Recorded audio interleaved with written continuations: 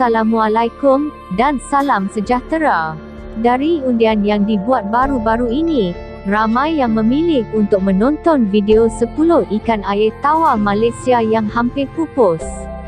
Terima kasih kepada semua pengundi. Oleh itu, Siti sudah sediakan video yang korang undi.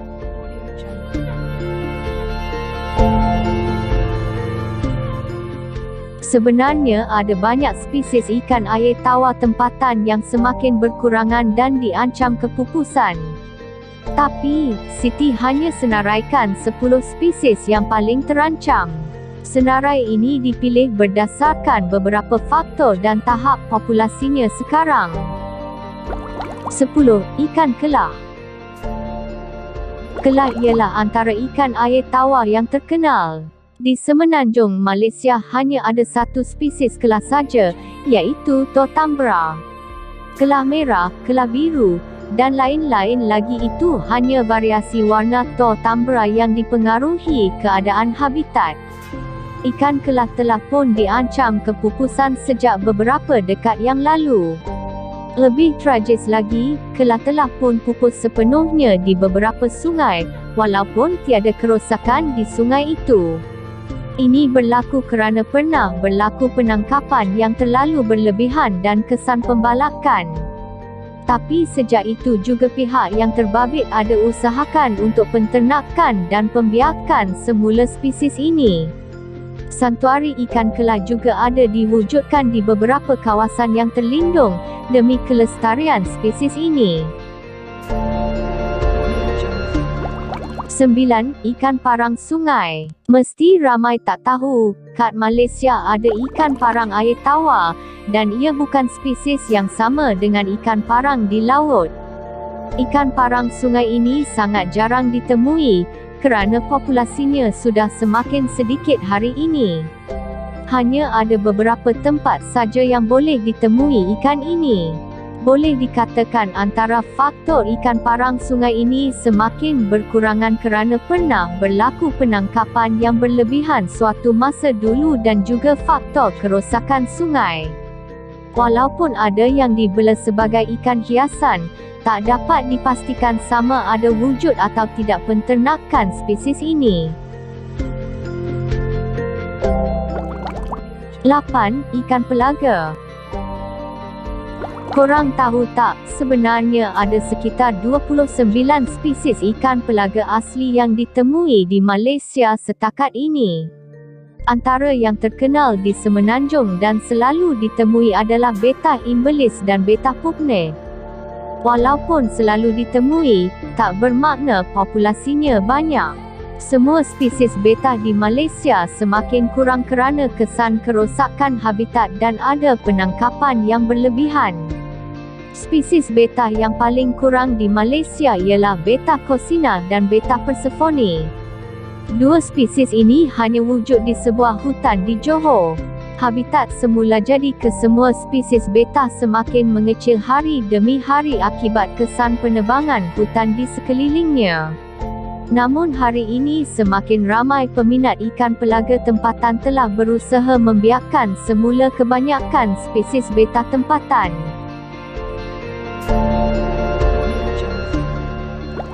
7. Ikan pari sungai. Mungkin ramai tak tahu, di Malaysia ini selain di laut, ada spesies ikan pari air tawar yang memang hidup sepenuhnya di air tawar saja. Yang ini bukan pari tempatan tau, ini pari air tawar pendatang. Pari sungai kurang ditemui ketika ini, kemungkinan besar atas faktor kerosakan habitat dan juga kesan kemunculan ikan pendatang. Ikan pari sungai ada dibela sebagai ikan hiasan, namun tak dapat dipastikan kalau ada pembiakan semula di Malaysia. 6. Ikan gorami kecil. Ini bukan ikan sepilai atau ikan pelaga, tapi ikan ini masih dalam keluarga yang sama. Ikan ini selalu dipanggil sebagai paros saja di kalangan peminatnya. Tapi ramai masyarakat Malaysia tak tahu pun kewujudan ikan gorami kecil yang cantik ini di Malaysia. Ada beberapa spesies ikan ini di Malaysia dan populasinya terhad di kawasan paya gambut. Namun, hari demi hari ikan ini semakin hilang habitatnya akibat pembangunan. Ikan gorami kecil ini bukan ikan yang mudah dibela kerana ia agak sensitif pada persekitaran yang berbeza berbanding habitat asalnya. Tapi, ada beberapa peminat ikan ini berusaha untuk membela dan membiakannya dengan menyediakan keperluan dan persekitaran yang mengikut ciri-ciri habitat asalnya. 5. Ikan keli bilah pisau. Sebenarnya ikan keli ini tiada nama tempatan. Siti yang memandai-mandai translate dari nama Inggerisnya iaitu blackfin catfish. Ini adalah jenis ikan keli yang sukar dan amat jarang ditemui kerana habitatnya kebanyakan terhad di kawasan paya gambut saja dan populasinya tak banyak seperti ikan lain. Ikan keli bilah pisau ini masih dalam keluarga ikan keli yang biasa kita temui, namun ia dari jenis yang berbeza iaitu Incoloclarias, manakala ikan keli yang biasa kita temui itu pula dari jenis Clarias. Perbezaan fizikal antara ikan keli bilah pisau ini dan ikan keli biasa ialah pada sirip dorsalnya. Sirip dorsal ikan keli bilah pisau tak bersambung sehingga ke pangkal ekor seperti mana ikan keli biasa, ia kelihatan seperti bilah atau mata pisau. Kita sedia maklum semakin banyak hutan paya gambut di Malaysia telah ditebang untuk penanaman sawit dan juga pembangunan. Inilah faktor utama yang menyebabkan ikan keli bilah pisau semakin kurang. 4. Ikan kelisa. Ikan kelisa juga dikenali sebagai green arowana atau Asia arowana. Di semenanjung Malaysia ini hanya ada satu spesies ikan kelisa, iaitu Scleropagus formosus. Walaupun ada dipanggil sebagai green arowana, bukan bermaksud ia hanya berwarna hijau saja. Ikan kelisa mempunyai variasi warna lain juga seperti warna merah, emas, dan pelbagai lagi. Ikan kelisa telah pun pupus di kebanyakan sungai dan tasik di sekitar Malaysia. Hanya beberapa tempat saja yang masih wujud ikan ini, namun populasi yang liar sangat sedikit. Antara faktor utama yang menyebabkan pengurangan ikan kelisa liar adalah disebabkan kerosakan sungai, kerana ikan kelisa memerlukan kualiti air yang bersih dan habitat yang elok untuk terus hidup. Selain itu, pemburuan yang tak terkawal terhadap ikan kelisa juga antara yang menjadi faktor pengurangan spesies ini. Ada usaha penternakan ikan kelisa dilakukan untuk pembiakan semula dan untuk tujuan pemasaran, demi kelestarian spesies ini. 3. Jelawat sultan. Ada juga yang memanggil ia sebagai jelawat ekor hitam atau putih, dan ada juga yang memanggilnya ikan sultan. Ikan jelawat sultan ini sudah hampir tak ditemui sekarang ini. Yang korang jumpa jelawat ekor merah tu bukan jelawat asli negara kita ini. Yang korang selalu jumpa itu ialah ikan jelawat siam. Jelawat siam adalah ikan pendatang. Ikan jelawat sultan ini sangat hampir dengan kepupusan. Antara yang menjadi faktor utamanya ialah kemunculan ikan pendatang, terutama sekali ikan jelawat siam, yang lebih dominan di habitat yang sama dengan jelawat sultan ini. Bangangnya mereka yang suka lepaskan ikan asing tu. 2.